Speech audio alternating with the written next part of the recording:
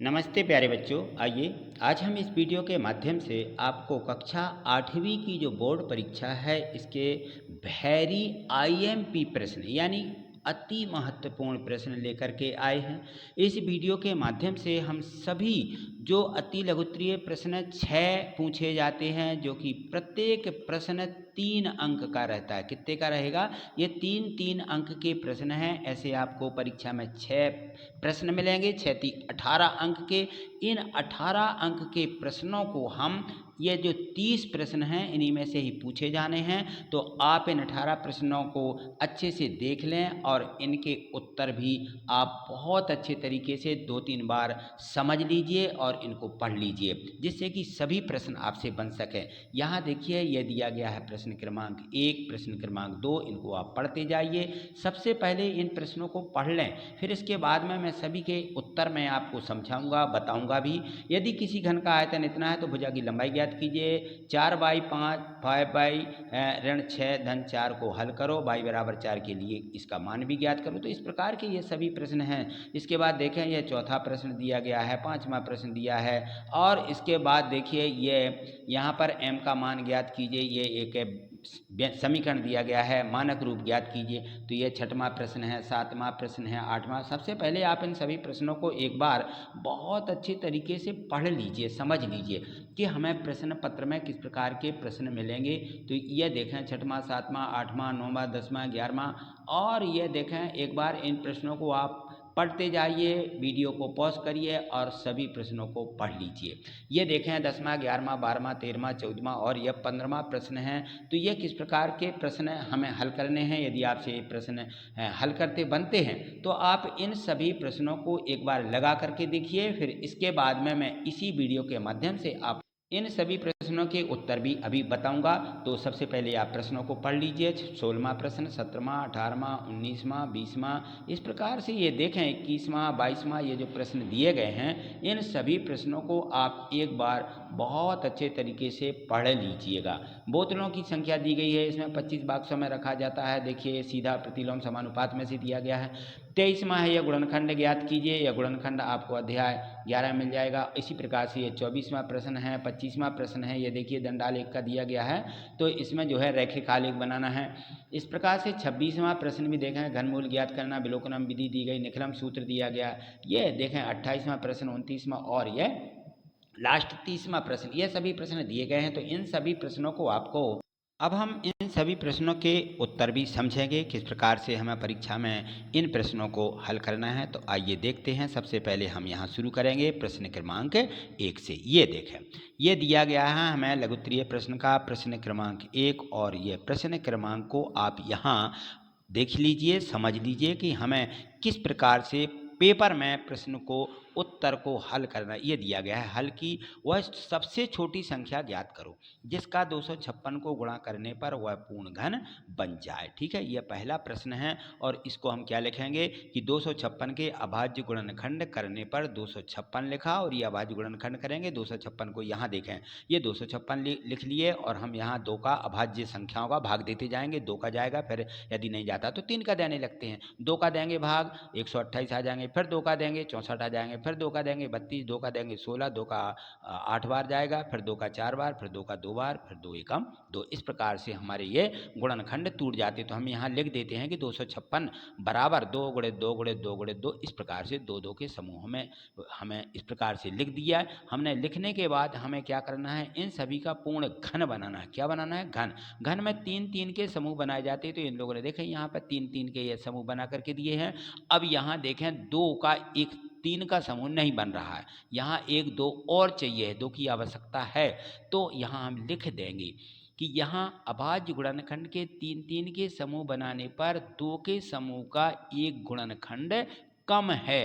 ठीक है ना, अभाज्य संख्याओं के 3 3 के समूह बनाने पर 2 का समूह का एक गुणनखंड कम है। बस ये लिख देना है। इसलिए हम क्या करेंगे, जब 2 एक कम है तो 2 का यहाँ गुणा करेंगे।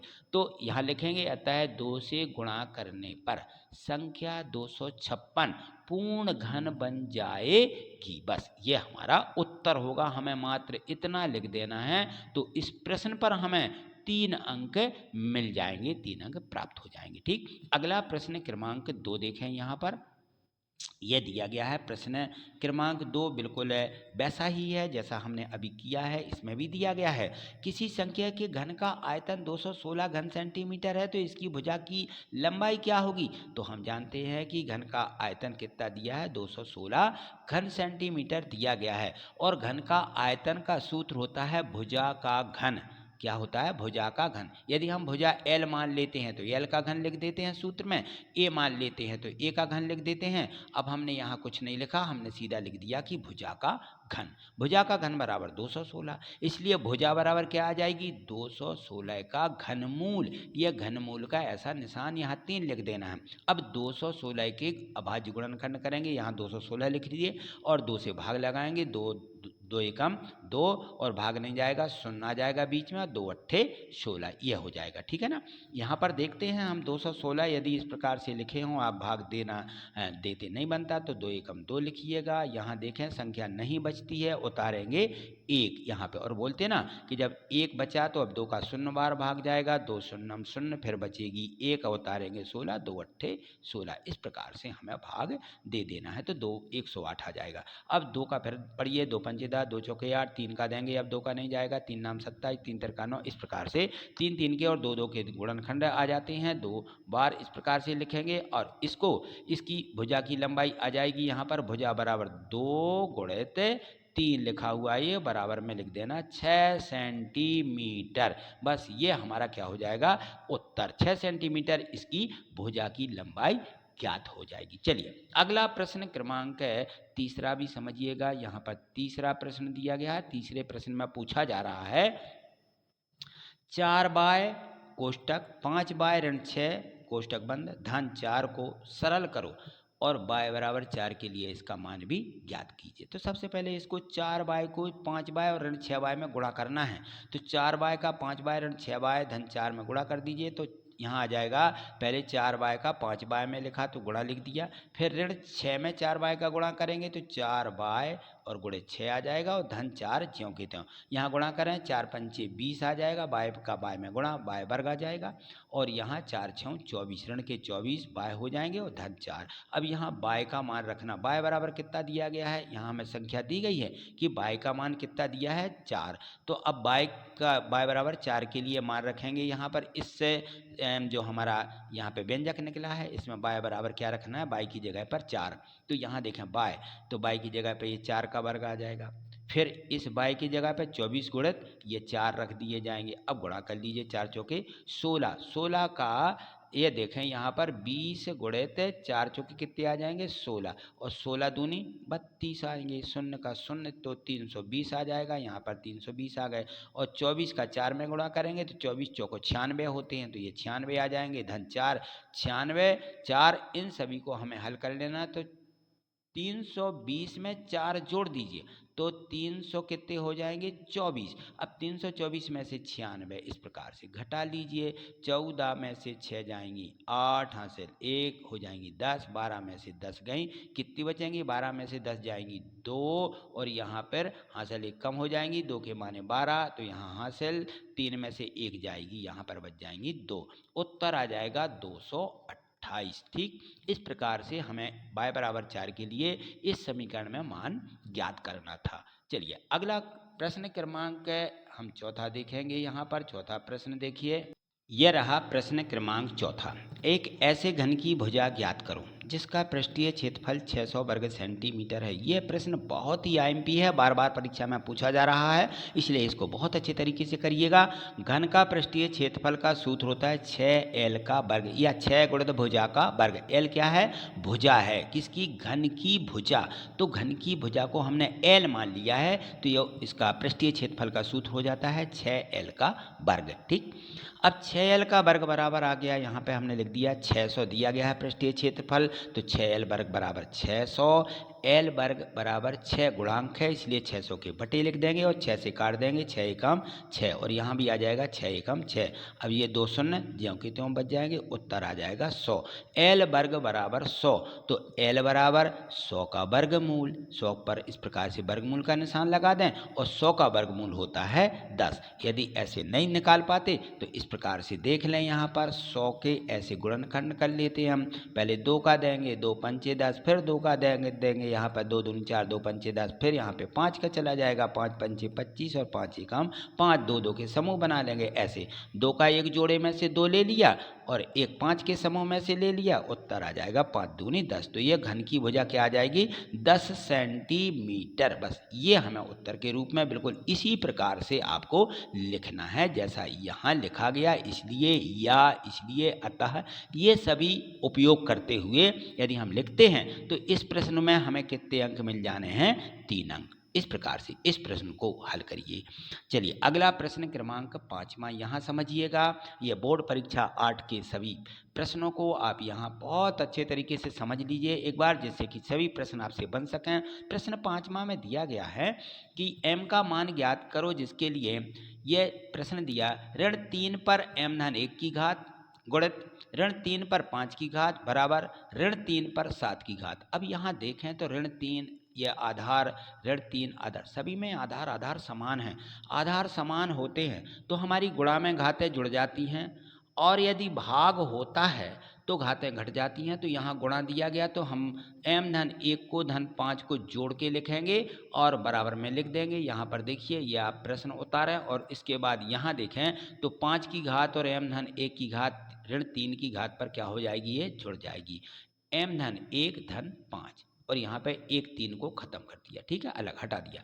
चलिए यहाँ पर घात ये 5 की यहाँ जुड़ गई तो m धन 1 धन 5 बराबर ऋण 7 पर 3 पर 7 की घात। अब देखते हैं हम कि आधार समान है। क्या है आधार समान? जब दोनों आधार समान होते हैं तो यह 5 और 1 6 घात जोड़ते हुए आधार समान है यहाँ पर। तो यहाँ लिख देते हैं कि दोनों ओर की घातों के आधार समान हैं। क्या हैं? आधार ऋण 3 हैं, यानी समान हैं, जो 1 और ऋण 1 से भिन्न है, ठीक है ना। तो हम क्या करेंगे, अतः इनके घातांक समान होने चाहिए। ये प्रश्न आपको यहाँ लिख देना है कि घातें बराबर होती हैं आधार समान होने पर। चाहें आप तो एक छोटे से शब्द की भाषा का प्रयोग इस प्रकार से यहाँ पे कर दें, होता है उनके घातांक समान होंगे। तो मैं कह रहा हूँ कि आप इस प्रकार से लिखिएगा कि आधार समान होने पर घातें बराबर होती हैं। पूरा आपको ये नहीं लिखना है, ये पूरा ये भले ही यहाँ पे मैंने लिख दिया तो आप ऐसा लिखें, आधार समान होने पर, समान होने पर घातें बराबर होती हैं, घातें बराबर होती हैं। ये लिख दीजिए, ठीक है। ये एक लाइन बहुत सही रहेगी 2 लाइन की अपेक्षा। और यहाँ पर आ जाएगा m धन 6 बराबर 7। ये देखो, अतः नीचे लिख देंगे m धन 6 बराबर 7 या m बराबर 6 का पक्षांतर कर दीजिए, 7 ऋण 6, ये यहाँ पे देखिए ये लिख दिया गया। 7 में से 6 घटाएंगे तो m बराबर क्या आ जाएगा, 1। ये हमारा एक उत्तर होगा। तो आपको इस प्रकार से इस प्रश्न का उत्तर लिखना है। चलिए अगला प्रश्न है क्रमांक यहाँ पे 6वां देखिए। ये देखें यहाँ पर 6वां प्रश्न, और 6वें प्रश्न में दिया गया है कि मानक रूप में व्यक्त करो। किसमें? मानक रूप। कैसे मानक रूप लिखे जाते हैं इनको समझ लीजिए एक बार। यहाँ देखिए हल भी हमें इस प्रकार से करना है। ये संख्या लिखेंगे बराबर में, यह हम दशमलव इसके हटा देंगे 78 और इसके बाद गिनती कर लेंगे कितने अंक हैं, 1 2 3 4 5 6 7। दशमलव के बाद 7 अंक हैं तो 7 शून्य रखे जाएंगे, दशमलव का नीचे 1 और 1 2 3 4 5 6 7 शून्य आ जाएंगे। जब 7 शून्य आ जाएंगे तो हम इस संख्या को कैसा लिख पाएंगे? यहाँ देखिए इसमें क्या करना है आपको कि ये जो यहाँ पे संख्या लिखी गई है, इस संख्या में हमें मानक रूप में व्यक्त करने के लिए 1 अंक के बाद दशमलव लगाना। तो इसके बीच में दशमलव आएगा तो यहाँ से 1 शून्य क्या हो जाएगा, हट जाएगा। यहाँ 1 शून्य हटा देंगे, यानी 10 का हम इसमें गुणा कर देंगे तो 1 शून्य यहाँ से हट जाएगा इस प्रकार से। तो अब कितने शून्य रहेंगे, 1 2 3 4 5 6। तो 10 पर कितने की घात आएगी, 6 की। 10 पर 6 की घात यहाँ नीचे लिखेंगे, जैसे इन्होंने यहाँ पे लिख दिया कि 10 बनाते हुए 10 का गुणा कर दिया और 10 बनाते हुए 1 ऋण 7 लिख दिया, तो 10 पर ऋण 6 की घात इसका उत्तर आ जाएगा।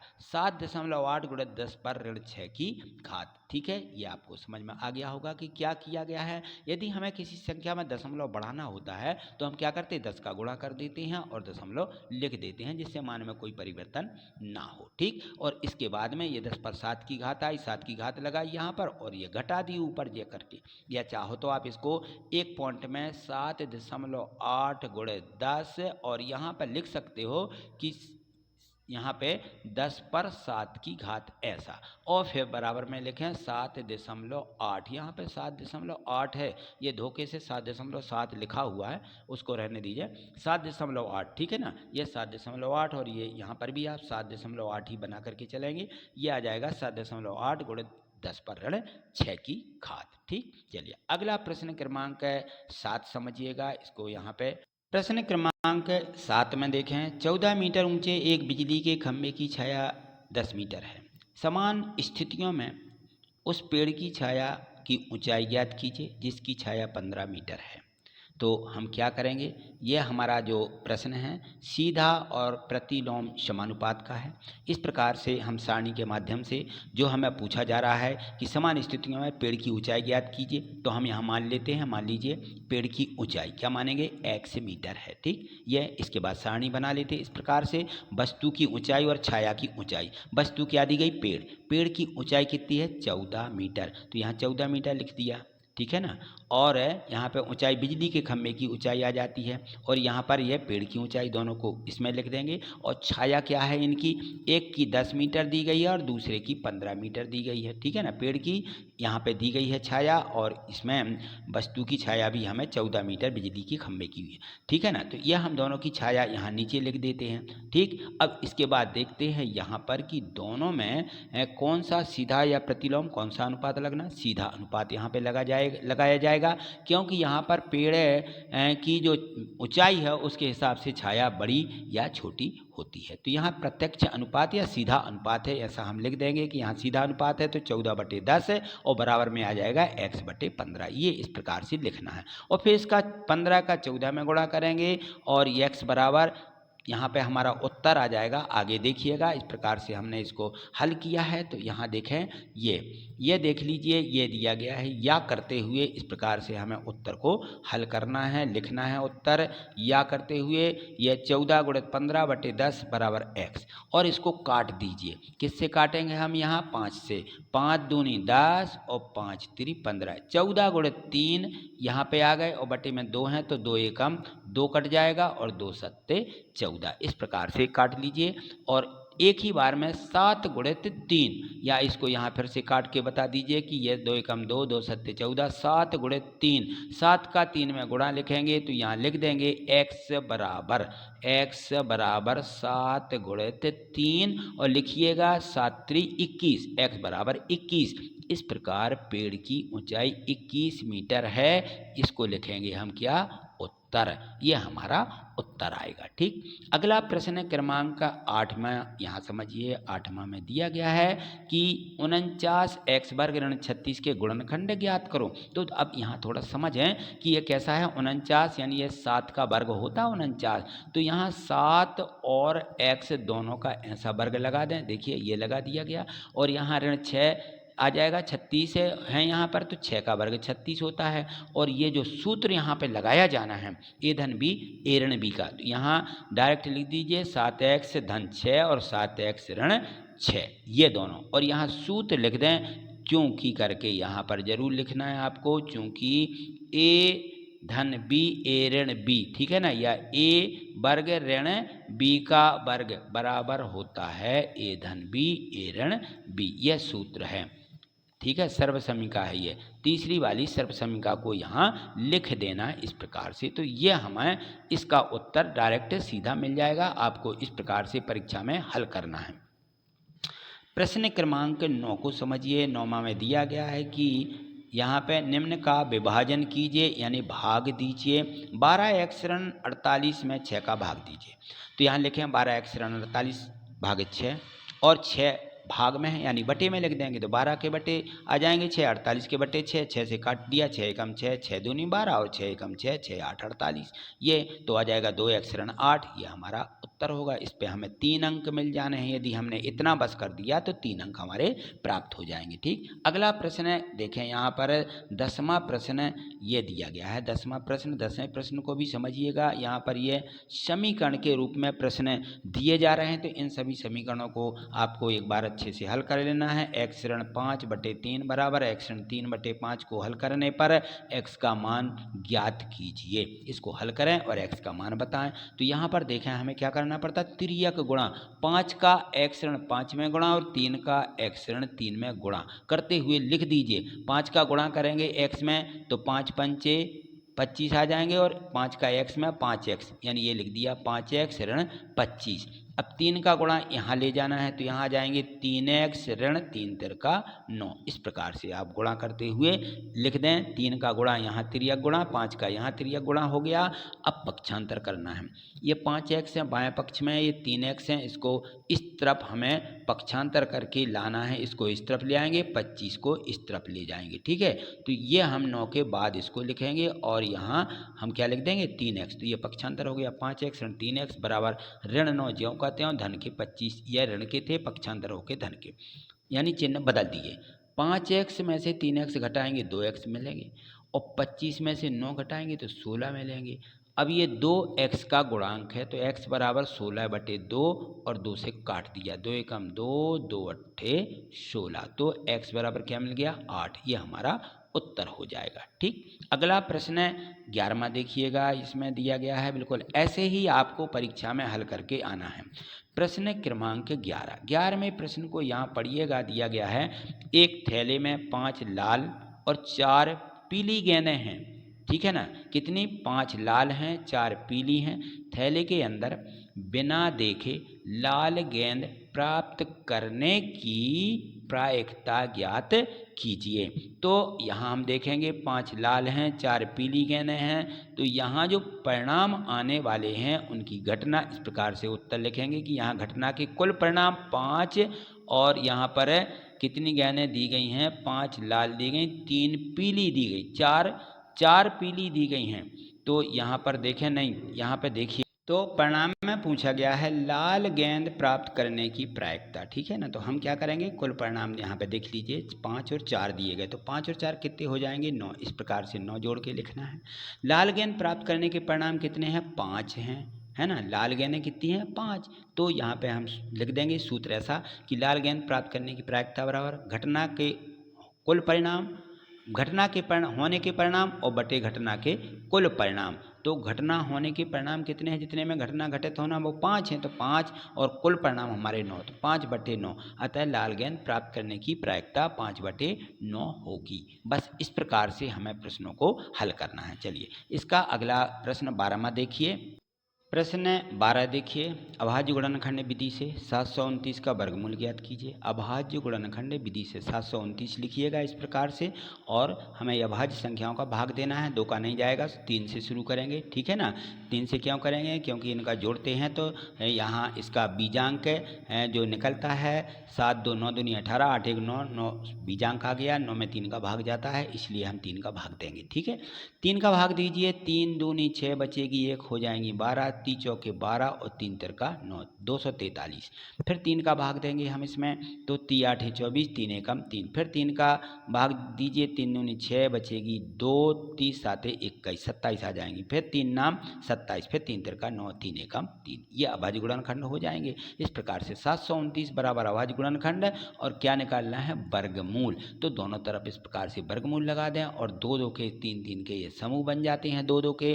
तो 1 3 इसमें से, 1 3 इसमें से और 1 3 इसमें से, तीनों में से 3 गुणे 3 गुणे 3 ये निकाल करके तीनों का गुणा करें, 3 तिरका 9, 9 3 27। तो 729 का वर्गमूल कितना आ जाएगा 27। बस ये हमें उत्तर के रूप में लिख देना है कि ये हमारा उत्तर है। चलिए प्रश्न क्रमांक अगला समझिएगा। प्रश्न क्रमांक 13 दिया गया है।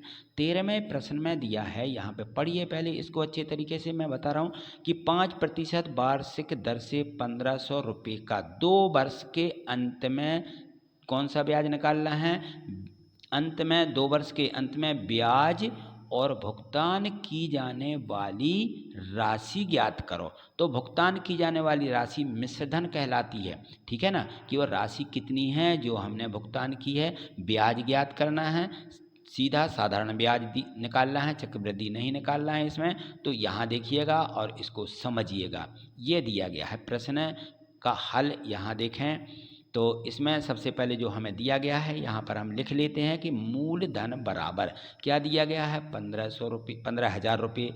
फिर समय दिया है 2 वर्ष, दर दी गई है 5%। साधारण ब्याज यानी SI सिंपल इंटरेस्ट का सूत्र लगाते हुए मूलधन गुणित दर गुणित समय बटे 100।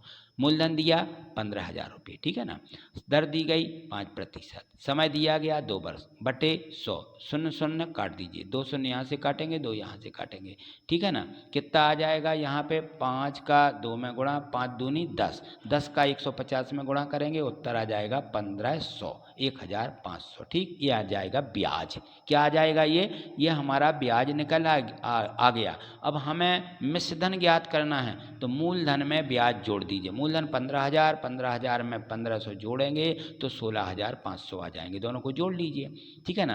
तो ये 16,500 आ जाएंगे टोटल मिश्रधन। तो हम लिखेंगे कि 2 वर्ष के अंत में ब्याज इतना है और भुगतान की गई कुल राशि 16,500, ये दोनों उत्तर हो जाएंगे, ठीक। अगले प्रश्न को समझिएगा। यहाँ देखिए प्रश्न क्रमांक 14, यदि रोहन के पास अपने धन का 50% खर्च करने के बाद 800 रुपया बचे, जो उसके पास धन है उसका कितना किया, 50%, यानी आधा खर्च कर दिया, और 800 रुपया बचे हों तो ज्ञात कीजिए कि उसके पास कुल कितना पैसा था। यह हमें ज्ञात करना है कि रोहन के पास शुरू में कितना पैसा या कितना रुपया था। यहाँ पर लाइन पूरी नहीं आई, तो ज्ञात करना था कि उसके पास कुल कितने रुपये बचे, ये हमें ज्ञात करना है। तो देखिए प्रश्न क्रमांक 14 का हल इस प्रकार से हम करेंगे कि माना रोहन के पास शुरू में x रुपया थे। कितने रुपया थे, x मान लेंगे क्योंकि हमें ज्ञात करना है। तो रोहन द्वारा खर्च कितने किए, 50%, x का 50% निकालिएगा। इस प्रकार से निकाला जाता है कि x गुणित 50 बटे 100, ऐसा। x का 50% क्या आ जाएगा, 50 से काटेंगे, शून्य शून्य कर जाएंगे, 5 कम 5, 5 दूनी 10, x बटे 2 आ जाएगा। अब हम देखें कि x बटे 2, ये x बटे 2 किस में से घटाएंगे, x में से, इसको घटा लीजिए। तो x में से x बटे 2 घटा करके हमें मिलेगा क्या, x में से x बटे 2 घटाएं तब भी हमें मिल जाएगा 2 एकम 2, फिर भी हमें x बटे 2 मिलेगा, मानी आधा मिलेगा। 50% मिलेगा, ये 50% आधा ही है। तो x बटे 2 किसके बराबर हो जाएगा, 800 के बराबर। ये यहाँ पे काट दीजिए, ये शून्य शून्य कट जाएंगे, 5 एकम 5, 5 दूनी 10, यानी x बटे 2 आ जाएगा। कितना आ जाएगा, x बटे 2। तो हमने यहाँ पर सीधा सीधा हल किया है, आप इस प्रकार से भी हल कर सकते हैं। और यहाँ पर 2 का 800 में गुणा करेंगे तो 8 दूनी 1600, सीधा उत्तर आ जाएगा। ये इसको काटें, शून्य ये कट जाएगा, शून्य ये कट जाएगा, फिर यहाँ पर 5 एकम 5, 5 दूनी 10, तो यह जो 2 का गुणा है यहाँ पे हो रहा है 8 दूनी 16, तो ये आ जाएगा 1600 रुपये। रोहन के पास शुरू में कितने रुपया थे, 1600 रुपया थे। और यहाँ भी आप इस प्रकार से जो यहाँ पे किया गया है कि मोहन के शुरू के x रुपये थे, रोहन द्वारा खर्च 50% किया गया, तो बचेगा कितना, 50%, यानी 100 में से 50% खर्च कर दिया तो 50% बचेगा। तो यहाँ पर 100 में से 50 को घटाया तो x का 50% निकाला। x का 50% लिखते हुए किसके बराबर है, ये 800 के बराबर है, तो ये 800 लिख दिए। 50% यहाँ लिख के फिर 100 का यहाँ तिर्यक गुणा लिखा, बटे में 50 ले आए, तो एक ही बार में ये हमें क्या हो जाएगा, कट करके उत्तर मिल जाएगा। 5 एकम 5, 5 दूनी 10, 8 दूनी 16, 1600 रुपया। तो रोहन के पास शुरू में कितने रुपया थे, 1600 रुपया थे। तो ये 2 प्रकार से हल करना है, कर सकते हैं। यदि हम x का 50% पहले ही निकाल लें तब भी हमारा x का आधा ही आएगा, ठीक है ना। तो इस प्रकार से ये हल करना है। ये प्रश्न क्रमांक 14 है। चलिए अगला प्रश्न देखिएगा, समझिए इसको। अगले प्रश्न को यहाँ पर प्रश्न क्रमांक 25 दिया गया है। इसमें दिया है 15वां प्रश्न, 15वां प्रश्न है, 25 विद्यार्थियों में से 72% विद्यार्थी गणित में रुचि रखते हैं।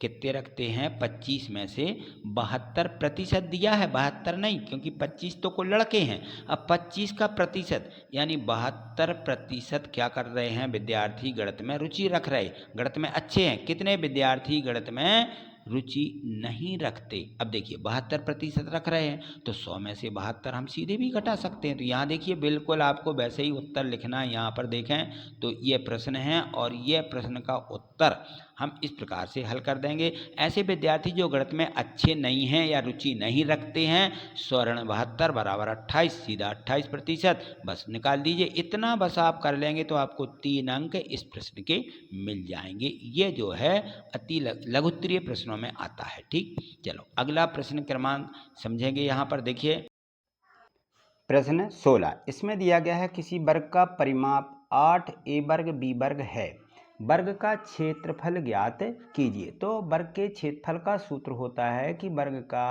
परिमाप बराबर हमें दिया है 4 गुणित भुजा। सबसे पहले तो हमें, क्योंकि वर्ग का परिमाप दिया तो वर्ग का परिमाप का हमें सूत्र लिखना पड़ेगा, ये होता है 4 गुणित भुजा। इसके बाद वर्ग का जो परिमाप दिया गया है इसके नीचे रख दीजिए, 4 गुणित भुजा यहाँ रख दीजिए, तो भुजा बराबर इस 8a वर्ग b वर्ग के बटे 4 हो जाएगा। ठीक है, तो भुजा बराबर यहाँ लिख दीजिए 8a वर्ग b वर्ग बटे 4 और 4 से काट दिया, 4 एकम 4, 4 दूनी 8, तो क्या मिल जाएगा यहाँ 2a वर्ग b वर्ग।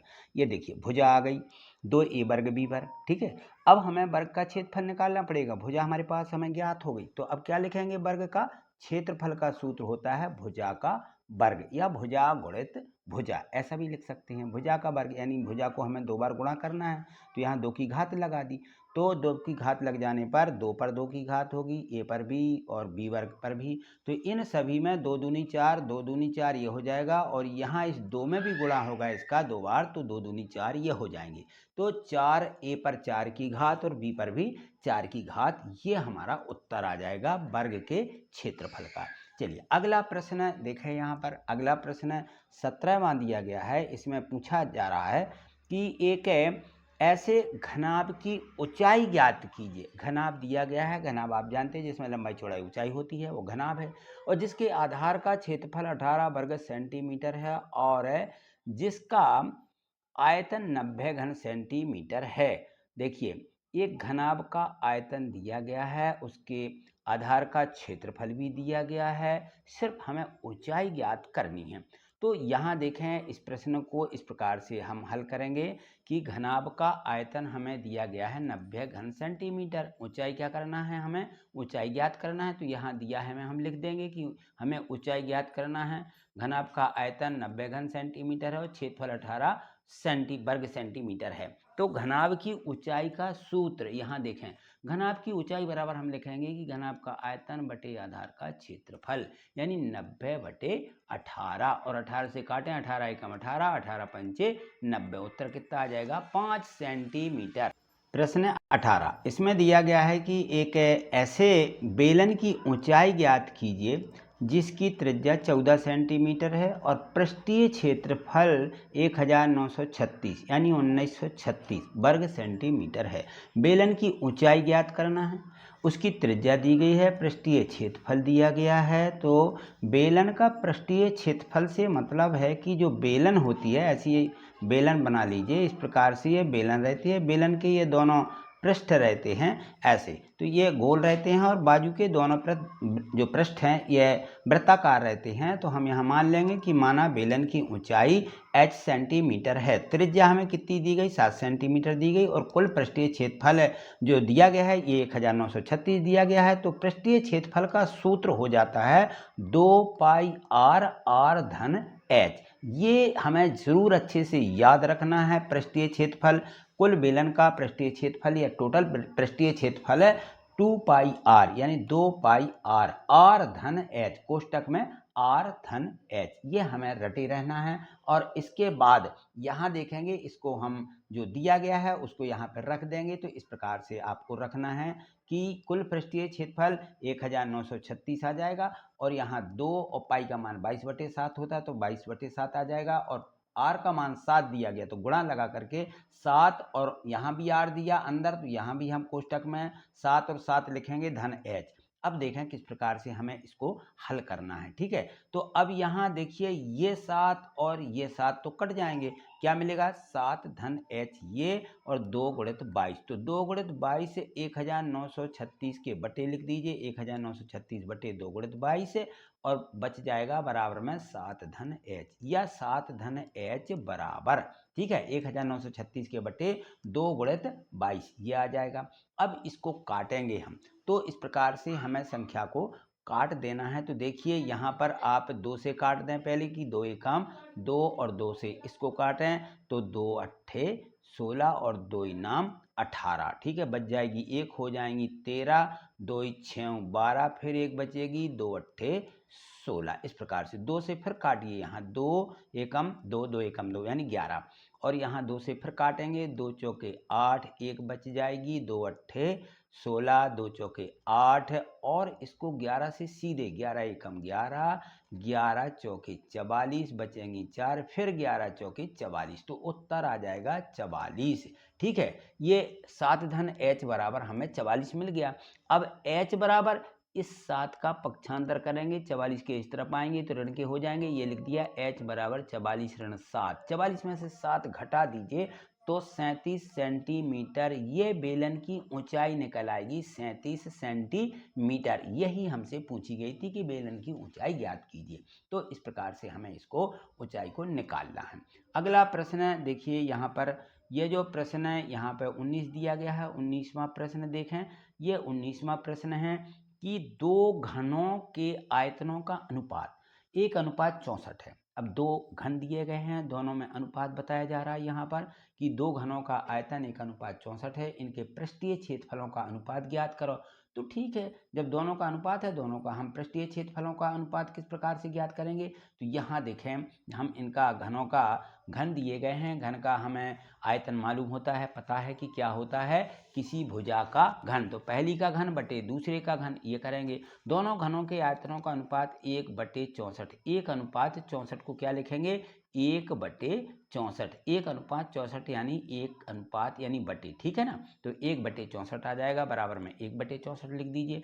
अब दोनों घनों का अनुपात दिया तो पहला घन दूसरा घन, पहले घन की लंबाई मान लीजिए L है तो दूसरे की क्या L2, तो L1 का घन बटे L2 का घन ये कर दीजिए और फिर इसके बाद दोनों तरफ का घन लगाएंगे। तो ये देखें यहाँ पर इस पर तो पूरा L1 बटे L2 और यहाँ घन लगा दीजिए, क्योंकि घन इस पे है घन इस पे है तो बाहर लगा करके इस प्रकार से घन लगा दें और 1/64 लिखा हुआ है तो 64 के ऐसे गुणनखंड तोड़ लीजिए, 2 के भाग दे करके तोड़ें तो कितना आ जाएगा, 2 का भाग दें 2 3 6, 2 दूनी 4, फिर 2 का भाग लगा देंगे 16 आ जाएंगे, फिर 2 का भाग लगा देंगे, यहाँ पर 2 अट्ठे 16, फिर 2 का भाग लगा दीजिए तो 2 चौके 8 और 2 दूनी 4 और 2 एकम 2 ये आ जाएगा। ठीक, अब देखें 64 के कितने कितने जोड़े बन रहे हैं, 1 2 3, 2 2 2, 2 दूनी 4, 2 दूनी 4, 2 दूनी 4, यही होंगे ना।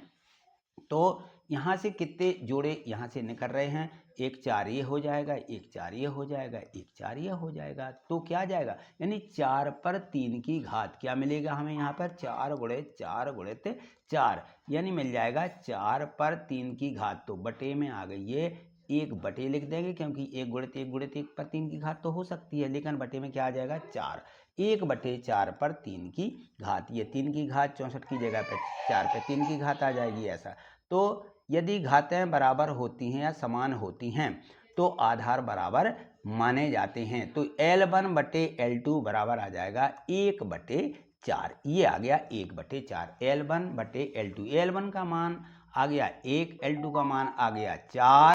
अब यहाँ देखें हमें दोनों घनों के क्षेत्रफलों का अनुपात निकालना है, तो हमें मालूम है कि घनों का क्षेत्रफल क्या होता है, घन का क्षेत्रफल होता है 6 भुजा का घन, यानी 6 L1 का घन हो जाएगा, दूसरे का हो जाएगा 6 L2 का वर्ग, वर्ग ठीक है ना, ये वर्ग हमारा क्षेत्रफल दिया गया तो वर्ग होता है, 6L का वर्ग बटे में लिख देंगे 6L2 का वर्ग, ठीक है।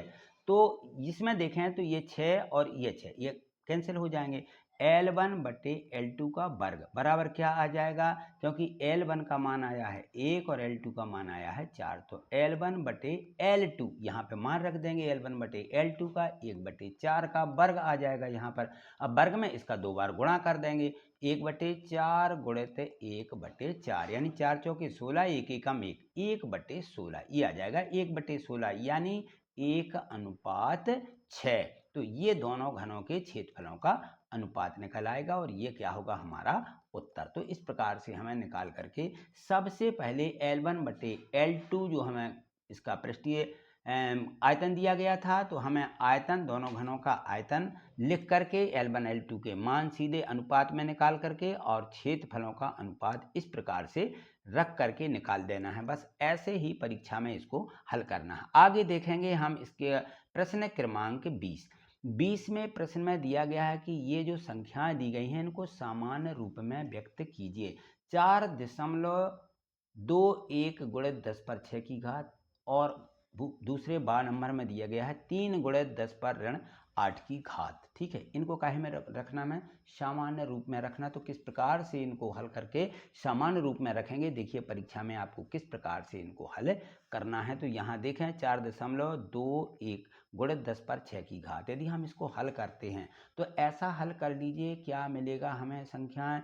यहाँ पर देखेंगे हम कि 4.21 तो दशमलव का आ जाता है हमारा 1 और 2 शून्य इस प्रकार से, और 10 पर कितने की घात है, 10 पर 6 की घात है, तो यहाँ कितने शून्य आ जाएंगे, यहाँ पर 6 शून्य रख देंगे हम। ठीक है, अलग से लिख लीजिए जिससे कि आपको और स्पष्ट रूप में समझ में आए। यहाँ पर देखें 4.21 बटे में क्या आएगा 100 और 10 पर 6 की घात है गुणा में, तो 10 पर 6 की घात का मतलब है कि इस प्रकार से 6 शून्य हम यहाँ पे लिख देंगे। ठीक, और 1 2 शून्य यहाँ से कैंसिल कर दीजिए, 2 शून्य तो 1 2 3 4, तो 421 लिख करके और 4 शून्य इस प्रकार से बराबर में लिख देना है। बस यही इसका सामान्य रूप है। वैसे ही आप 3 गुणित 10 पर ऋण 8 की घात है, तो बिल्कुल वैसे ही इसको भी तोड़ना है कि 3 गुणित 10 पर ऋण 8 की घात है, ये ऋण 8 की घात, तो हम इसको लिख देंगे 3 बटे 10 पर धन 8 की घात हो जाएगी, यानी यहाँ पे 8 शून्य आ जाएंगे। कितने शून्य आ जाएंगे, इस प्रकार से 8 शून्य लिख देना है। ये 8 शून्य रख दिए हमने, और इसको भी आप यहाँ स्पष्ट रूप में देखें किस प्रकार से हमें इसको हल करना है। तो 3 बटे यहाँ 10 के बाद 8 शून्य लगाना है। ठीक है, ये 8 शून्य हो गए हमारे।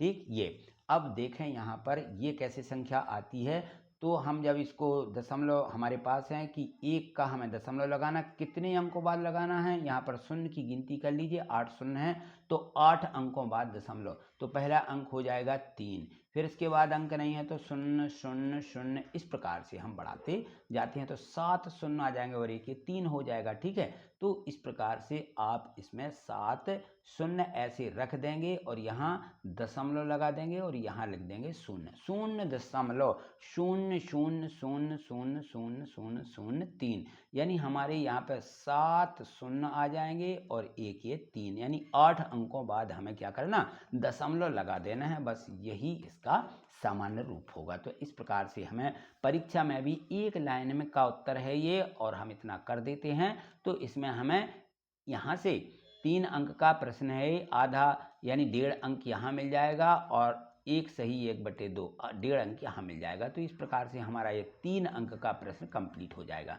प्रश्न 21वां देखिएगा, इसमें दिया गया था कि m का मान ज्ञात कीजिए, जिसके लिए यहाँ पर देखें एक ये समीकरण दिया गया है कि 5 पर m की घात गुणित 5 पर 3 की घात गुणित 5 पर ऋण 2 की घात और गुणित 5 पर 5 की घात बराबर 5 पर 12 की घात।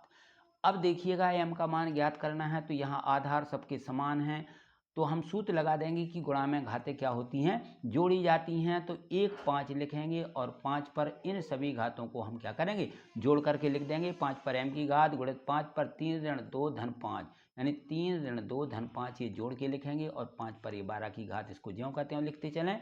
तो यहाँ देखिएगा ये हो जाएंगे 5 3 8, 8 में से यहाँ देखें 8 ऋण 2, 5 m गुणित 8 है, 5 पर 8 ऋण 2 की घात और 8 में से 2 घटाएंगे 6, तो m धन 6, 5 पर घात आ जाएगी m धन 6 की घात बराबर 5।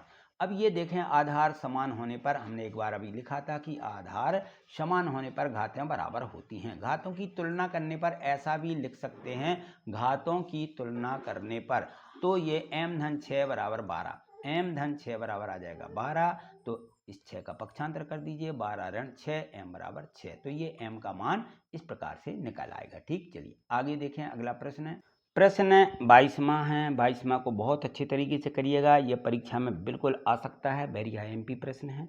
बोतलों की एक बैच को 25 बॉक्सों में रखा जाता है। बोतलें हैं, एक बैच बना हुआ है, एक डिब्बा बना हुआ है, यानी कहना चाहिए उसमें 25 बॉक्स में रखा गया है, ठीक है ना।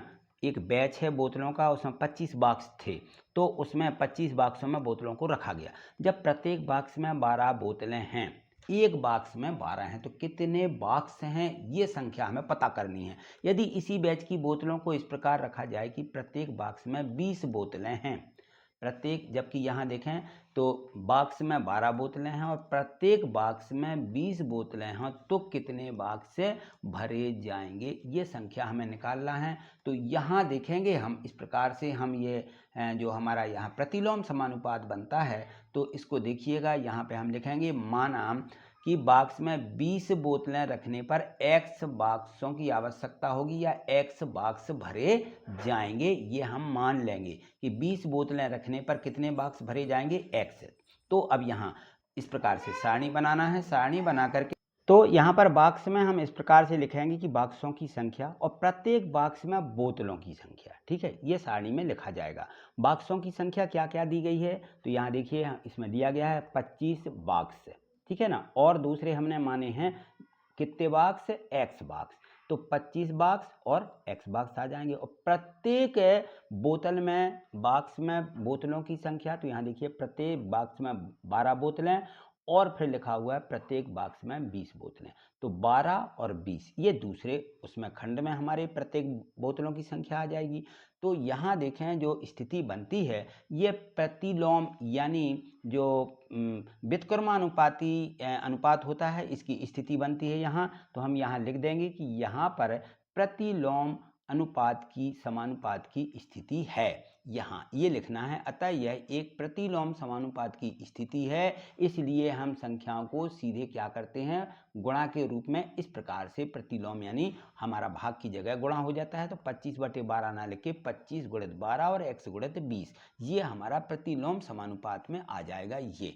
और x बराबर 25 गुणित 12/20 और इसको काट दीजिए, इससे 5 से काट दीजिए, 5 चौके 20, 5 पंचे 25 और यहाँ पे 4 एकम 4, 4 3 12, यानी क्या आ जाएगा 5 गुणित 3, तो 5 3 15, कितने बॉक्स भरे जाएंगे, 15 बॉक्स भरे जाएंगे। बस इतना हल करना है। सबसे पहले तो ये है, ऐसे इसमें हमें जो सवाल पूछे जाएं उनमें हमें सारणी बना देना है। सारणी बना करके यह हमें मालूम है कि जब हम प्रतिलोम समानुपात की स्थिति बनती है तो बोतलों की संख्या बढ़ने पर बॉक्सों की संख्या घटने लगती है, और यदि बोतलों की संख्या बढ़ाई जाती है तो बॉक्सों की संख्या कम होने लगती है।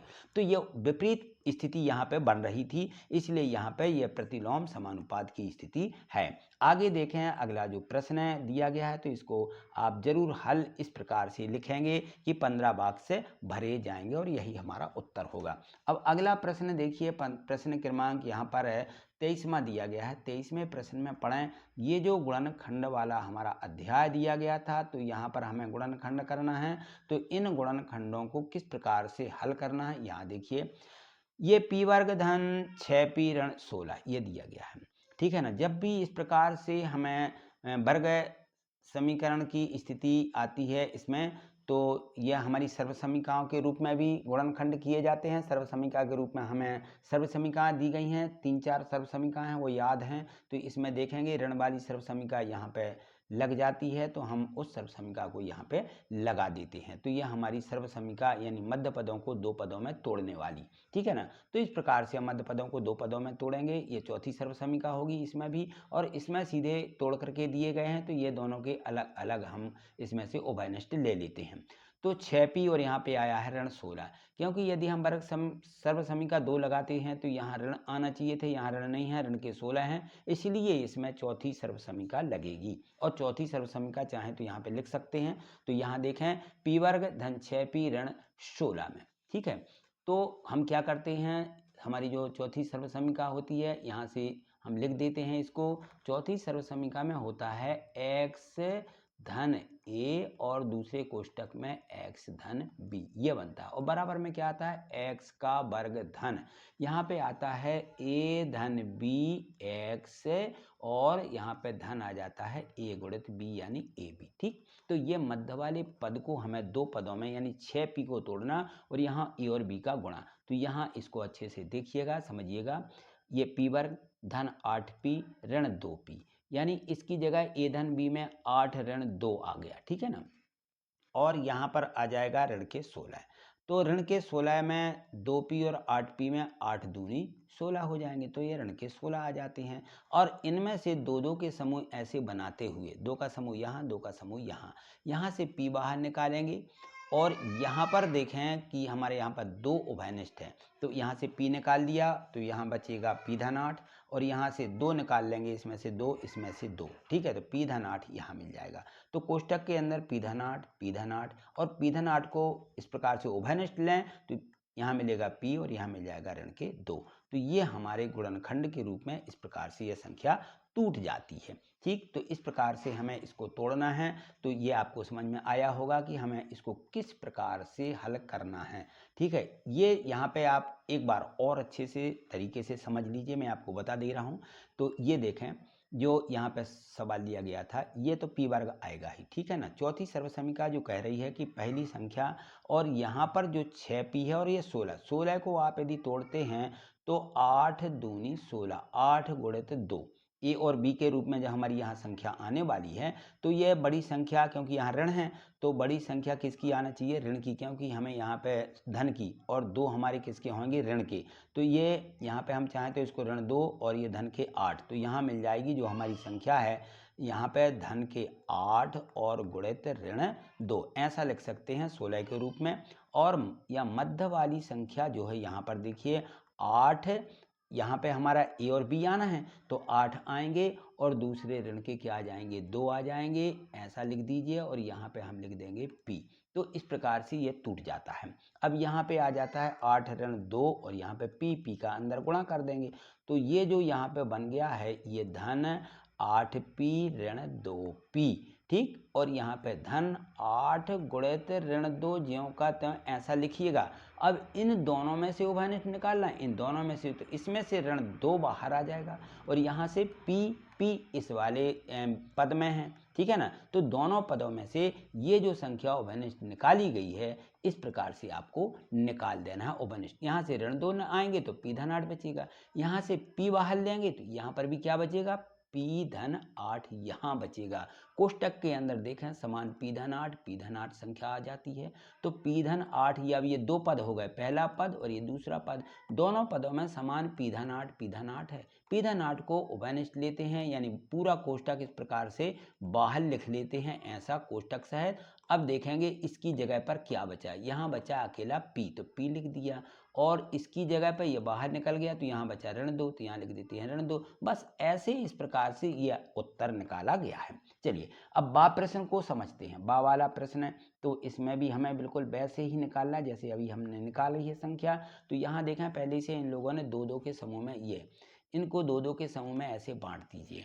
और 2-2 के समूह में बांटने के बाद इनमें से उभयनिष्ठ लेना है। ये 2 के समूह हो जाएंगे, ये 2 के समूह, इसमें से 5 और बाय दोनों यहाँ से निकालेंगे, 5 और बाय निकालना है। तो यानी कहने का मतलब है कि 5 बाई का इसमें भाग दे दीजिए। इसी प्रकार से यहाँ से 2 और जेड दोनों में, ठीक है। तो यहाँ से 2 जेड का भाग दीजिए। चलिए दीजिए, इसमें भाग 5 बाय बाहर लिख के यहाँ पर 2 जेड बाहर लिख करके 5 बाय का भाग लगाएंगे तो 5 कट जाएंगे, यहाँ पे बाई अकेला मिलेगा तो ये बाई मिल गया।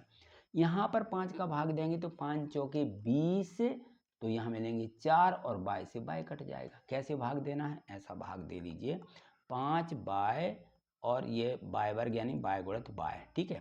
और यहाँ पर लिखा हुआ है 20 बाय, तो हमें किसका भाग लगाना है, 5 बाय का भाग इसमें लगाना है, 5 बाय का भाग इसमें लगाना है। भाग लगाइए, 5 बाय कट गए, ठीक। 5 से 5 कम 5, 5 चौके 20 और बाय से बाय कट जाएंगे, यहाँ से 5 चौके 20, बाय ऋण 4 क्या मिलेगा हमें, बाय ऋण 4 मिल जाएगा। इसी प्रकार से ये 2z है, कितना लिखा हुआ है देखिए यहाँ पर 2/z ऋण 8z, हमें किससे भाग लगाना है, 2z से। 2z यहाँ लिखें और बटे में भी 2z यहाँ लिखें। तो अब काटो इसको, तो 2 कट जाएंगे, 2 एकम 2 और z से z, यहाँ मिलेगा अकेला बाय, 2z यहाँ कटेंगे और 2 चौके 8, ठीक है, z से z कट जाएगा। तो बाय ऋण 4, बाय ऋण 4 इसमें मिल गया, ठीक। 2z यहाँ पे आगे आ जाएगा, जिससे हमारी भाग गई है संख्या, ठीक। अब यहाँ पर देखें कोष्टक के अंदर बाय ऋण z है।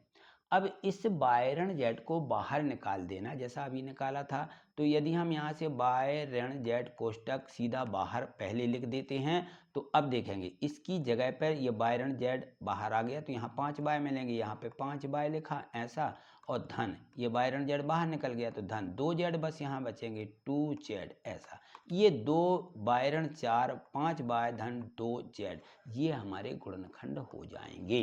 बस इस प्रकार से हमें इन गुणनखंडों को लिखना है। अब आगे देखें प्रश्न क्रमांक 24 दिया गया है। 24वां प्रश्न में दिया गया है कि यदि x ऋण 1/x बराबर 4 है, इसके बराबर 4 दिया, तो ये जो सर्वसमीका का प्रयोग करना है, x वर्ग धन 1/x वर्ग का मान ज्ञात करो। तो हमारे पास सर्वसमीका होती है a ऋण b का संपूर्ण वर्ग, ये सर्वसमीका नंबर 2। सर्वसमीका 2 आप यहाँ पर देखें, सबसे पहले ये है सर्वसमीका 2। सर्वसमीका 2 में होता है a ऋण b पूरे का वर्ग, यानी a वर्ग धन b वर्ग ऋण 2ab। ये सर्वसमीका 2 सर्वसमीका दी गई है, जो हमारा अध्याय है वर्ग समीकरण वाला, उसमें आप देख लें। तो ये सर्वसमीका है, और सर्वसमीका का ये जो प्रश्न है इसको हमें हल करना है। तो किस प्रकार से हम इसको हल करेंगे, क्योंकि x वर्ग धन 1/x वर्ग का हमें मान निकालना है।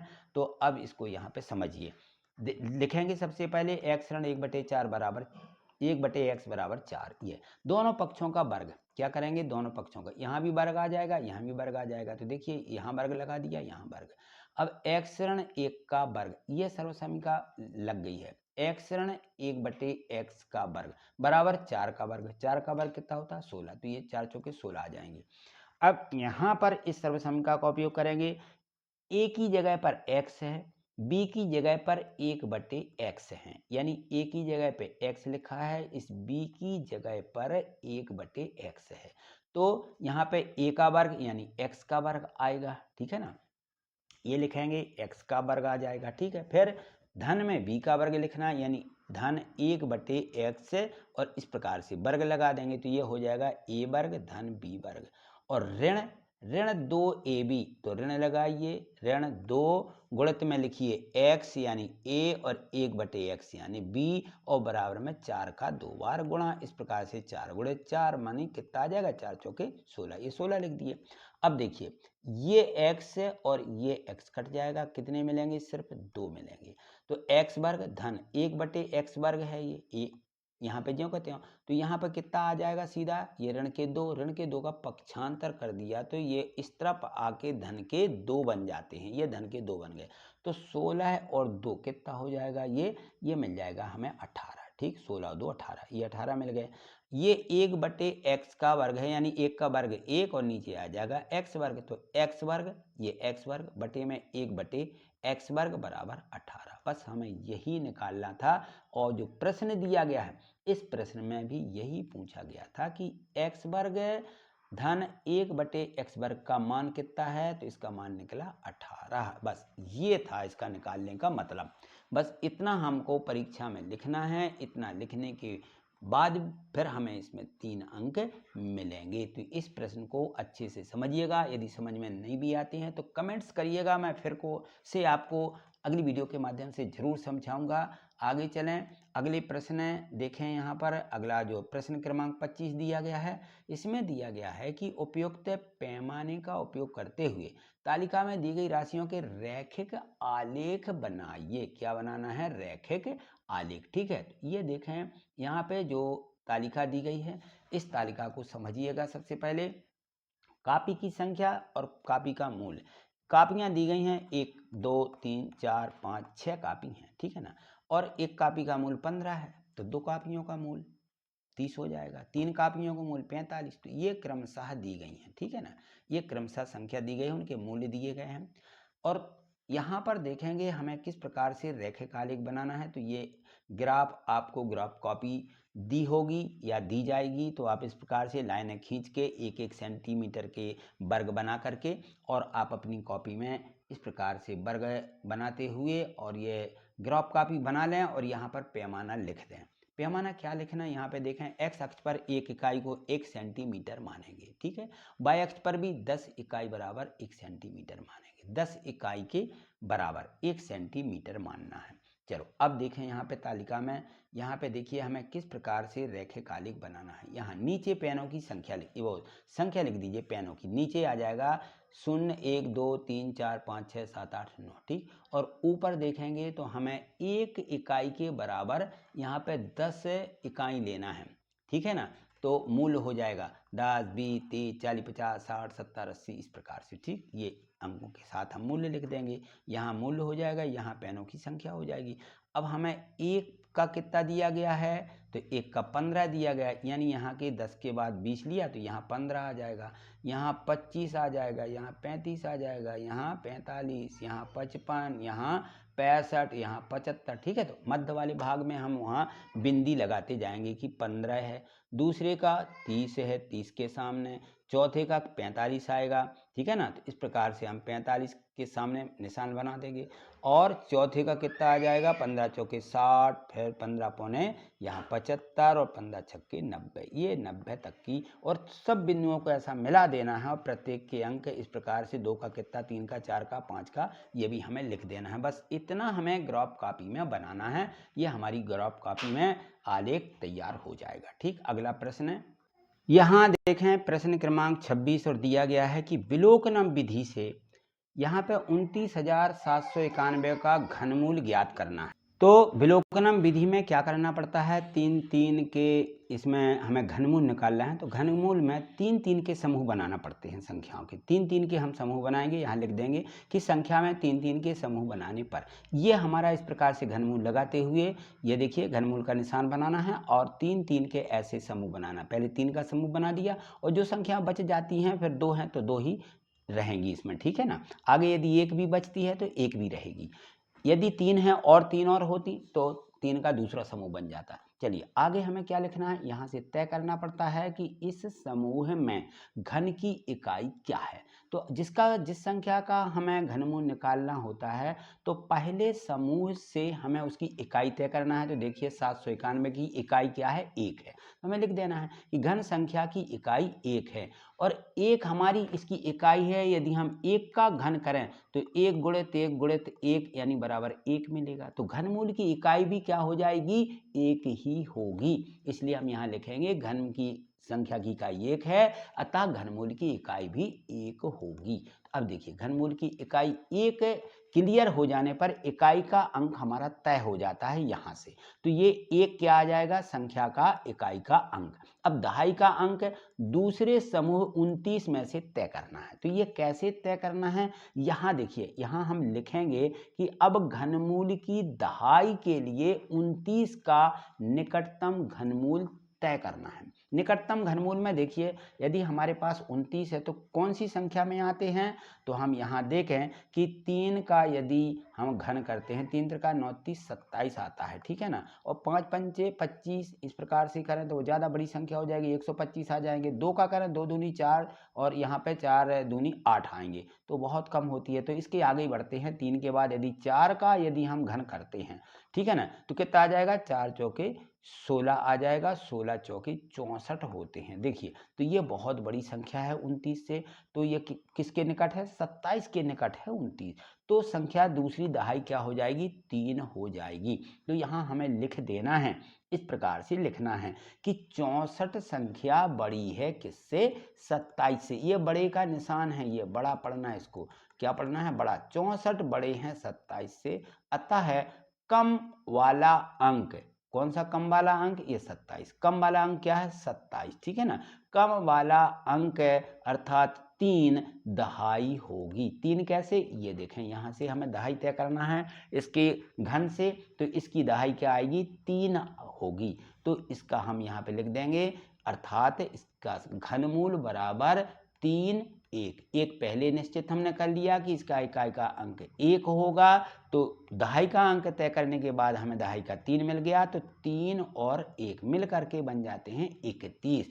तो इस संख्या का विलोकनम विधि से उत्तर निकालना 3 और 1, ये थोड़ी सी क्रिया विधि लिख देना, ये क्रिया विधि है, आप सीधे निकाल सकते हैं तो सीधे भी इस प्रकार से निकाल के लिख सकते हैं। ठीक, चलिए ये क्रिया विधि लिखने पर हमें सही पूरे 3 अंक प्राप्त हो जाएंगे। आगे देखें, अगला प्रश्न है प्रश्न क्रमांक 27। इसमें दिया था कि निखिलम सूत्र का प्रयोग करके हल करो। निखिलम सूत्र यहाँ देखें तो 104 का घन निखिलम सूत्र से ज्ञात करना। निखिलम सूत्र दिया गया है, यावत ऊनी तावत ऊनी कृत्य वर्गम चा योग्य भवेत। इस प्रकार से ये निखिलम सूत्र है, इसका उपयोग करना है कि जितना कम हो सके उतना कम करें और जितना उसमें अधिक हो सकता है वो हम विचलन के रूप में अधिक मान लेते हैं। तो यहाँ देखें 104 दिया गया है, तो 104 का घन यहाँ देखेंगे आधार, सबसे पहले संख्या हमें इसमें निखिलम सूत्र में आधार से दी जाती है, तो इसमें 104 में 100 में कितने शून्य हैं, 2, क्योंकि 100 के ऊपर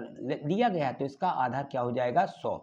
तो हम यहाँ आधार लिखेंगे 100, 100 से विचलन, अब हमें विचलन लिखाना कि 100 के ऊपर है कि 100 से कम है, तो 100 से ऊपर है, ठीक है ना। तो 100 से ऊपर कितने हैं, 4 और हैं, ठीक है ना। 100 आधार होगा और 4 104 लिखा, तो 4 क्या हो जाता है इसका विचलन। जितना अधिक होता है 10 से या 100 से या 1000 से वो हमारा विचलन होता है, और यदि जो संख्या कम होती है तो कम वाले विचलन को ऋण में लिखा जाता है। चलिए, इससे नहीं मतलब, हमें ये जो संख्या दी गई है इसको जरूर अच्छे से यानी इसको हमें हल कर लेना है। तो यहाँ देखें, ये सूत्र याद करना है, यह सूत्र याद करके रखना है कि संख्या का घन बराबर संख्या धन 2 गुणित विचलन, संख्या धन 2 गुणित विचलन। ये हमारा जो है यहाँ पे पहली वाली यानी हमारा पद हो जाएगा, और दूसरा हमें लिखना 3 गुणित विचलन का वर्ग, ये मध्य वाला पद होगा, ये मध्य वाला, और लास्ट पद होता है विचलन का घन, क्या, विचलन का घन। इन 3 पदों वाली संख्या हमें यहाँ पे बनाना है। तो इस प्रकार से देखेंगे हम, विचलन सिर्फ संख्या और विचलन 2 चीज़ें बस हैं। तो हमने यहाँ देखिए हमारी संख्या जो दी गई है 104 है और विचलन कितना है, 4 है, तो संख्या लिखेंगे यहाँ पर संख्या की जगह पर 104, ठीक। धन 2 गुणित विचलन का मान कितना दिया, 0.4 या 4 बस भी लिख सकते हो, कोई दिक्कत नहीं है। तो यहाँ पर हमने 0.4 लिखा, और यहाँ पर 3 गुणित विचलन, विचलन 0.4 इसका वर्ग आ जाएगा, और यहाँ पर विचलन का घन यानी 0.4 का घन लगा दीजिए, ठीक है। अब इसके बाद आगे चलते हैं। यदि आपने 0.4 नहीं लिखा, सिर्फ 4 लिखा है, तब भी कोई दिक्कत वाली बात नहीं है, क्योंकि हमें यहाँ पर हमारे देखें तो जो आधार है, आधार में 2 शून्य हैं, अतः हमारी इकाई का यानी पहले पद में और मध्य वाले पद में 2 अंकों की संख्या होगी, यह क्लियर हो जाता है। यदि 2 अंकों की संख्या नहीं भी है तो फिर हम क्या करते हैं, शून्य मिला के 2 अंक कर लेते हैं। चलिए, यहाँ पर हम 4 का घन, तो 4 का घन यानी 4 का 3 बार गुणा करिएगा, 4 चौके 16, 16 चौके 64 आ जाएंगे, तो यहाँ 64 आ गए। पहला हमारा जो पद होगा, पहले वाला पद ये हमारा 64 होगा। मध्य वाले पद में देखें, अब ये मध्य वाला पद है, तो यहाँ पर 4 चौके 16 आ जाएंगे, 2 बार गुणा करना 4 का 2 बार गुणा, 4 चौके 16 और 3 में और गुणा तो 16 3 48, तो ये 48 मिल जाएंगे, ये 48 हो जाएंगे। चलिए आगे देखें, मध्य पद के बाद यहाँ पर जो पद दिया गया है 4 का 2 में गुणा, 4 दूनी 8, 104 में यदि हम 8 जोड़ देते हैं, 104 और 8 कितना हो जाएगा, 112, कितने होंगे 112, ये 112 आ जाएंगे। बस इस प्रकार से हमें प्रथम पद, ठीक है ना, और ये हमारा मध्य पद हो जाएगा, और ये आखिरी तीसरा पद हो जाएगा। 112 तीनों को एक साथ मिला करके 112, 48 और 64 को इस प्रकार से लिख दें, बस यही हमारा उत्तर होगा। और यदि हम 104 को 3 बार गुणा करते हैं अलग से कि 104 गुणित 104 गुणित 104, तब भी तीनों का गुणा करने पर हमें उत्तर यही मिलेगा। तो ये निखिलम सूत्र से, इस सूत्र के माध्यम से सीधे हम इस प्रकार से संख्या के घन निकाल सकते हैं। चलिए आगे देखेंगे अगला प्रश्न क्रमांक, इसमें दिया गया है 27 के बाद प्रश्न क्रमांक है हमारा 28। 28वें प्रश्न में बिल्कुल सरलता दी गई है। यहाँ देखें, यह पहले पाठ से लिए गए अंक हैं। इस प्रकार से व्यंजक दिया गया है 7/5 गुणित ऋण 3/12 धन 7/5 गुणित 5/12। तो यहाँ देखें कुछ संख्या इस प्रकार से मिल रही हैं कि ये पहली दो संख्याओं का गुणा है, लास्ट में भी इन दो संख्याओं का गुणा है, यहाँ धन लगा हुआ। तो यानी इसमें कुछ नियम का प्रयोग करना है, व्यतिरेकता के नियम का। व्यतिरेकता का नियम क्या है भाई? व्यतिरेकता का नियम आप देखें इस प्रकार से, व्यतिरेकता का नियम यहाँ देख लेंगे आप, मैं बता रहा हूँ आपको। तो यहाँ सबसे पहले तो व्यतिरेकता का नियम हमें याद होना चाहिए, हमें मालूम होना चाहिए कि व्यतिरेकता का नियम क्या होता है। ए यहाँ पर आ जाता हमारा ए, यहाँ पर आ जाएगा बी, यहाँ पे आ जाएगा धन सी, बी धन सी, ए गुणित बी धन सी, ये व्यतिरेकता का नियम है। इसमें होता है ए गुणित बी धन ए गुणित सी, ये व्यतिरेकता का नियम है। इस नियम के अनुसार ये संख्या लिखी हुई है, यानी ए की जगह पर 7/5 आया है, बी की जगह पे आया है ऋण 3/12, ठीक है ना। ए की जगह पर 7/5 और C/5/12, ये आ गया सी की जगह पे। तो इनका क्या उत्तर होना चाहिए, ये हो जाएगा। ए को बाहर निकाल लेते हैं और बी धन सी के रूप में यहाँ पे हमें उत्तर ऐसा मिलना चाहिए ये। तो अब देखिए यहाँ पे आगे हमें हल किस प्रकार से करना है, बिल्कुल सरल है। और यहाँ पर हमें लिख देंगे कि व्यतिरेकता के नियम से गुणनफलों के दो गुणनफलों का योग और अंतर के रूप में विभक्त करते हैं। तो यहाँ देखें एक समूह यहाँ बन जाता है और दूसरा यहाँ 7/5, 7/5 इसको बाहर निकाल देंगे, 7/5 यहाँ पे गुणित के रूप में और ऋण 3/12 धन 5/12, ये संख्या बच जाएगी। तो 3/12, अब इनको हम क्या करते हैं, जोड़ देते हैं इन संख्या को। तो अब देखिए 12 इनके आधार समान है, तो 5 में से 3 घटा देंगे, ऋण 3 धन 5, 5 में से 3 को घटा दीजिए, बटे में यहाँ पे 12 लिखे हुए हैं, तो यहाँ पर कितने बच जाएंगे, 2/12। तो ये देखिए 7/5 गुणित 2/12 ये आ जाएगा। अब इनका गुणा करना है, तो गुणा कर दीजिए पहले, या तो इसको काट भी सकते हैं कि 2 एकम 2 और 2 छः 12, ये भी आ जाएगा। 7/5 गुणित 1/6, ये 1/6 यहाँ से आ जाएगा। अब गुणा करिएगा, 7 एकम 7 और 5 छक्के 30, कितना आ जाएगा, 7/30, ये हमारा उत्तर होगा। व्यतिरेकता के नियम का उपयोग करते हुए इस प्रकार से हमें संख्या को हल करना है। चलिए अगला प्रश्न देखेंगे, इसमें अगला प्रश्न दिया गया है यहाँ पे 29वां प्रश्न है। यहाँ देखिए ये 29वां प्रश्न है और इस 29वें प्रश्न में, तो ये है 29वां प्रश्न, इसमें दिया गया था 29वें प्रश्न में है कि 10 के दो क्रमागत गुणजों का योग 210 है, तब इनमें से छोटा गुणज क्या है। दो क्रमागत, 10 के पहाड़े में दो क्रमागत गुणज यदि हम लिखते हैं कि 10 एकम 10, 10 दूनी 20, तो हमारा अगला जो गुणन होता है, तो यदि 10 का अगला गुणांक हमें देखना है कि क्या आना चाहिए, तो यहाँ जैसे मान लो हम लिखते हैं कि कोई भी संख्या हो, उसका अगला गुणांक उस संख्या को जोड़ने पर प्राप्त होता है। तो हमें अगला गुणांक जब प्राप्त करना, तो इसमें हम 10 और जोड़ते हैं तो 20 मिलेगा। यदि हमें इसके आगे 20 के आगे का गुणांक प्राप्त करना है तो 10 और जोड़ देते हैं, 20 धन 10 यानी कितना आ जाता है, ये 30, ठीक है ना। तो ये अगली जिस संख्या का हमें गुणांक प्राप्त करना है उसी संख्या को बार बार जोड़ते जाते हैं। चलिए इसमें बस वैसे ही करना है। तो यदि हम मान लें कि माना संख्या का पहला गुणांक या 10 के दो क्रमागत गुणांक में पहला गुणांक 10x है, तो दूसरा क्या आ जाएगा, 10x में एक 10 और जोड़ेंगे, ये दूसरा गुणांक बन जाएगा। ये पहला गुणांक और क्रम से दूसरा गुणांक 10 को और जोड़ने पर प्राप्त होगा। पहला गुणांक 10x होगा तो दूसरा गुणांक 10x धन 10 होगा, ठीक है। अब ये पहला गुणांक है और ये दूसरा गुणांक है, दोनों का योग दिया गया, दो क्रमागत गुणजों का योग 210 है, तो ये दो क्रमागत गुणज आ गए। इन दोनों को हम जोड़ते हैं, x और x धन 10 बराबर कितना लिखेंगे, 210, इस प्रकार से। तो 10x और 10x 20x हो जाएंगे, यहाँ 20x धन 10। अब इस 10 का क्या करना, पक्षांतर कर देना, तो ये 210 में से 10 घट जाएंगे। इस प्रकार से देखें तो ये जो संख्या यहाँ पे, ये देखिए ये 210 में से 10 घटाएंगे तो 20x बराबर यहाँ पे कितना मिल जाएगा, 200। 210 में से 10 घटा देंगे, 200 तो x बराबर क्या मिलेगा, क्योंकि ये 20 गुणांक है तो ये बटे में लिखेंगे 200/20। यहाँ से 0 0 काट दीजिए, 2 एकम 2, यहाँ से काट दें 2 एकम 2, 0 का 0, यानी x बराबर कितना मिल जाएगा 10। x बराबर 10 प्राप्त होने पर यह जो है हम इसका छोटा गुणांक क्या है 10x है, और दूसरा वाला जो गुणांक है ये बड़ा वाला है। ठीक है, तो हमें इनमें से छोटा गुणांक पूछा गया। छोटा गुणांक क्या है, छोटा गुणांक 10x है, तो 10 में गुणा किसका करेंगे, इस x बराबर जो 10 प्राप्त हुआ 10 का। तो यहाँ पे x बराबर छोटा गुणित 10x, 10 गुणित 10, x की जगह 10 आ जाएगा, यानी 10 है, और गुणा में x है तो गुणा में क्या लिख देंगे 10, 10 गुणित 10 यानी कितना हो जाएगा 100। यह हमारा छोटा गुणांक हो जाएगा 100। ठीक है ना। और यदि हम बड़ा वाला गुणांक भी ज्ञात करें तो कर सकते हैं, यहाँ पर 10 धाम 100 धन 10 110 आ जाएगा। ठीक, चलिए, तो हमें छोटा गुणांक ज्ञात करना था और यही हमारा क्या हो जाएगा उत्तर। इसको हम उत्तर के रूप में लिखेंगे। अगला प्रश्न क्रमांक 30 है।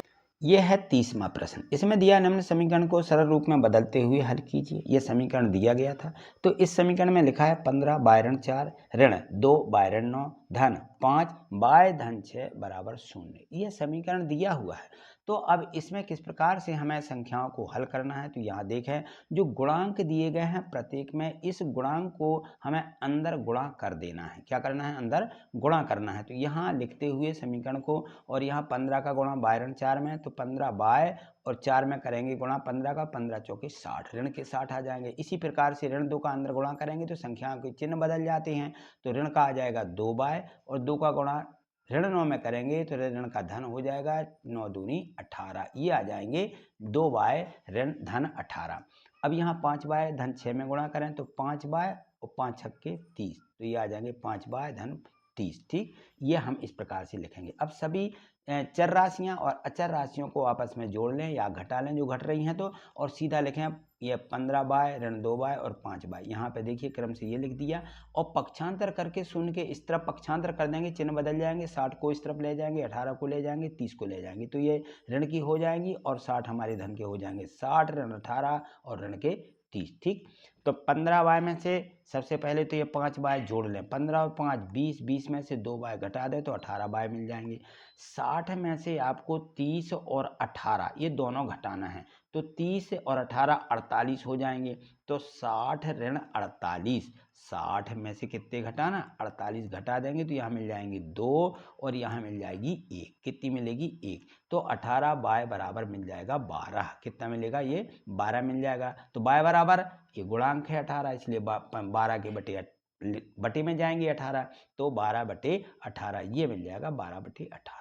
ठीक, अब इसको काट दीजिए, इसको 6 से काटें, 6 कम 6 और यहाँ 6 दूनी 12, 6 ती 18, 2/3। बाय का मान क्या आ गया 2/3, ये इसका उत्तर होगा। ठीक है, तो इस प्रकार से ये प्रश्न 1 से लेकर के प्रश्न 30 तक के टोटल 30 प्रश्न दिए गए हैं। इन 30 प्रश्नों में से आपको 18 अंक का पूछा जाना है। यदि आपसे 18 अंक के बन जाते हैं, ये सभी प्रश्न आप अच्छे से कर लेते हैं, तो निश्चित ही आपसे जो प्रश्न पूछे जाना है वो सभी प्रश्न आपसे अच्छे से हल करते बन जाएंगे। ठीक है, तो आज इतना ही, मिलते हैं अगली वीडियो के माध्यम से। यदि किसी प्रश्न में आपको डाउट लग रहा हो, नहीं समझ में आया हो, तो आप जरूर कमेंट्स करिएगा और प्रत्येक वीडियो को लाइक अवश्य करिए। यदि आप लाइक करते हैं तो आपको और जो आगे के वीडियो हैं वो सभी आपको मिलती रहेंगी।